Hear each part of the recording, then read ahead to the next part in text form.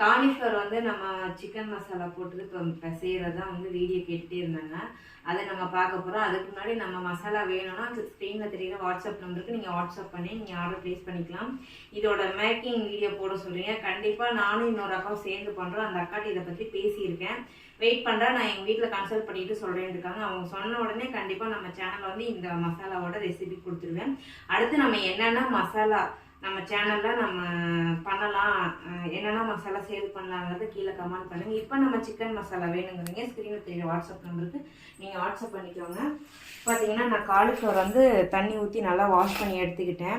கேட்டீங்க, ஆமாம் நீங்கள் வந்து இதை ஹீட் பண்ண மாட்டிங்களா, அவிக்க மாட்டிங்களாலாம் கேட்டிருந்தீங்க. இல்லைடா தங்கம், நான் வந்து சுடுதண்ணி போட்டு ஸ்பூனை காணோம், நான் இதை வந்துட்டு சுடுதண்ணியில் இது பண்ண மாட்டேன். பஸ் தண்ணியில் நல்லா வாஷ் பண்ணிவிட்டு கொஞ்சம் உப்பு போட்டு வாஷ் பண்ணிவிட்டு இப்போ தேவையான அளவு காலிஃப்ளவருக்கு மட்டும் கொஞ்சம் பொடி அதிகமாக போட்டுக்கணும். அப்போ தான் நல்லா ஒட்டும்.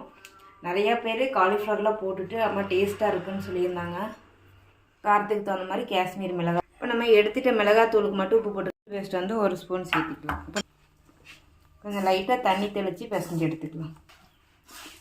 நல்லா பிசைஞ்சு எடுத்துகிட்டு ஒரு 10 நிமிஷம் வச்சுட்டு நல்லா எண்ணெய் காய்ச்சி பொரிச்சோன்னா எண்ணெயில் ஒட்டாது. பொரிக்கிற வீடியோவும் பார்க்கலாம் நீங்கள்.